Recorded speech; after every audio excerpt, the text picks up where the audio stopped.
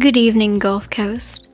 You're listening to WSCR 98.8 ScarletAudio.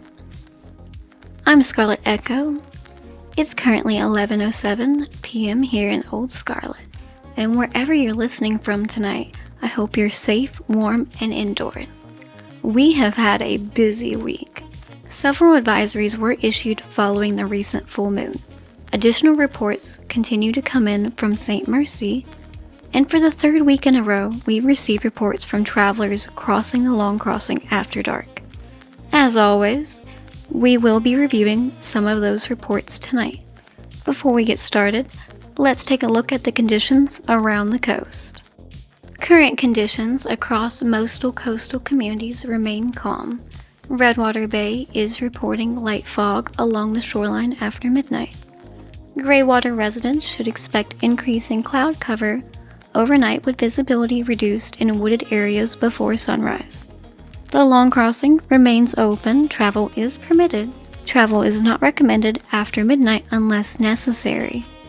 Residents of St. Mercy have reported unusually quiet conditions this evening. Historically, that has meant absolutely nothing. It's still worth mentioning. Now then, let's check the inbox. Our first report comes from Graywater. Catmom87, area, Graywater. Hey Scarlet, I forgot it was a full moon and I couldn't get my cats inside before dark. I left food out, put wolfsbane on their collars like my grandmother taught me, and spent half the night staring out of the window. Around midnight, I heard howling past the tree line. Could have been coyotes, could have been dogs. Whatever it was, all three cats were waiting on the porch when I woke up. Glad to hear they made it home. We've received quite a few reports involving missing pets this week. Fortunately, most of those reports ended the same way. Pet returns home, owner cries, pet immediately acts like nothing happened. Business as usual. Moving on. Our next email comes from JR in Hollow Hill. I was driving home around 1 in the morning after work. Something ran across the road in front of me. Not a deer, not a dog. Too fast. It crossed the entire road in maybe 2 steps. I didn't stop. I just wanted to let somebody know. Thank you, JR, and thank you for not stopping. Listeners continue to ask us exactly what they're supposed to do if they encounter something unusual while driving at night. The answer remains the same. Keep driving. If it can keep up with your vehicle, you probably weren't going to win that argument anyways. Our next report from Harbor Worker area, Redwater Bay. I work nights unloading boats. 3 nights ago, I heard someone calling my name from the water. The voice sounded familiar. Not enough to place, just enough to make me listen. The second time it called my name, it sounded further away. The third time, it sounded right behind me. So I packed up and went home. Glad to hear, and as a reminder, listeners are advised not to respond to voices coming from the water after dark, especially if they know your name, and especially if the voice sounds familiar, and especially if you think you know who it is. Several listeners have written in asking if these reports are connected to the voices reported offshore earlier this year. We don't know. The voices aren't exactly filling out paperwork. Our next report comes from North Hollow. From M. Graves, area, North Hollow. Grandmother told me never to whistle at night. I always thought it was just an old superstition. Last Friday, I was taking the trash out and started whistling without thinking. Something whistled back. So, I don't whistle at night anymore. That's a fair adjustment. Some traditions survive for a reason, and others survive because nobody wants to be the person who finds out why they started. Before we continue, a quick community bulletin. The Greywater Community Center will be hosting a canned food drive this Saturday from 10 a.m. to 2 p.m. The Foxfire Volunteer Fire Department reminds residents that controlled burns remain prohibited until further notice. And if anyone has misplaced a brown tabby cat answering to the name Chairman Meow, he has apparently been breaking into sheds throughout Briar Point and stealing fishing lures. Witnesses describe him as aggressive and surprisingly successful. We'll be right back after a brief word from tonight's sponsor.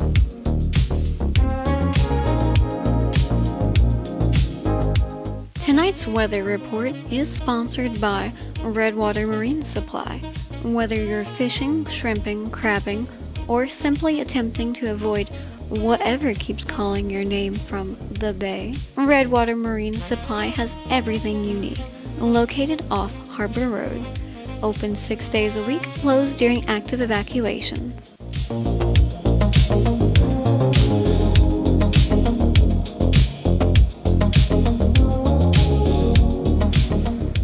Welcome back.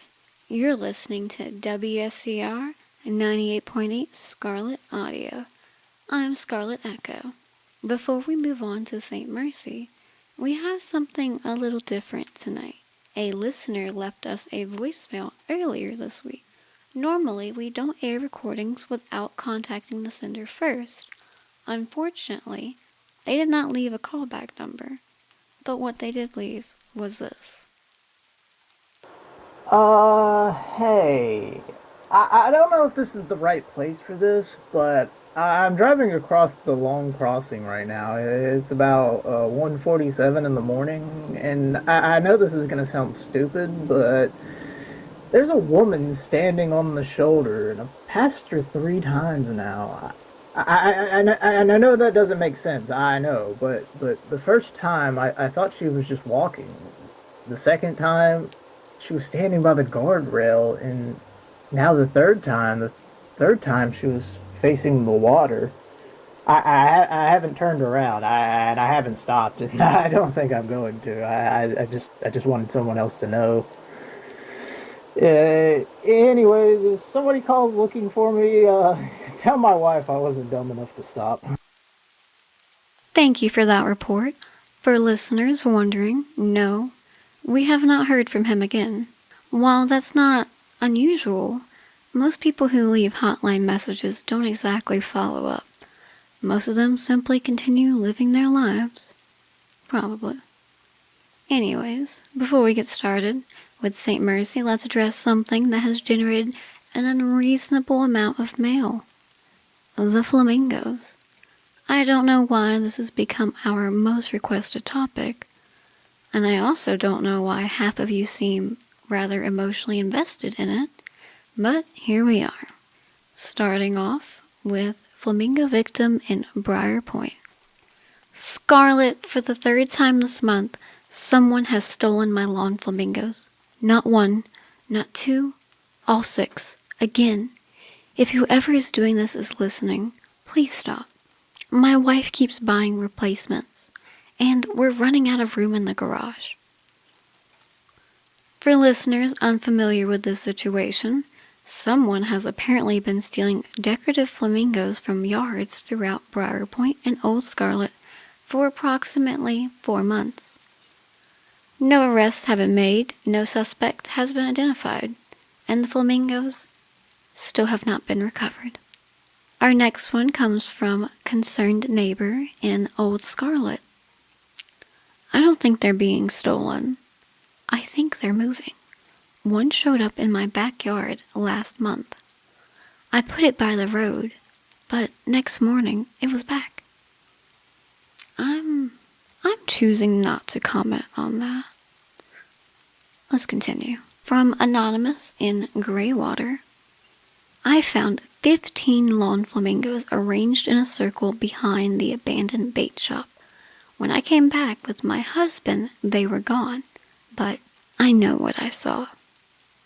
If anyone has any information regarding the ongoing flamingo situation, please contact local authorities. Or us, because at this point, we're curious too. Our next email is from Retired Surveyor in Briar Point. I found 6 long flamingos standing in the marsh behind my property. They were arranged facing east, every one of them. But there weren't any footprints. I'm sure there's a perfectly reasonable explanation for that.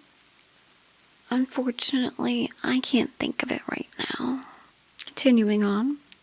Now, St. Mercy, we have received more reports from St. Mercy this week than any other district.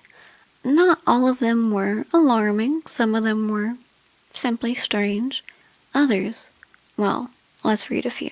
From Night Shift RN in St. Mercy, I work overnight at the clinic. For the last week, I've seen the same 3 people walking past the building around 2 a.m. Always together, always dressed the same. Never speaking, never looking at each other, but last night, one of them waved at me. I don't think I've ever met them. Several listeners have described similar groups. The descriptions vary, but it's usually around the same time. Let's continue. From a St. Mercy resident in St. Mercy, I think everyone's overreacting. I've lived here 30 years. Nothing strange is happening. The church is fine, the people are fine, the businesses are fine. Everybody needs to calm down. We hear you loud and clear, St. Mercy resident. We've received this exact email about 12 times this week from at least 12 different people.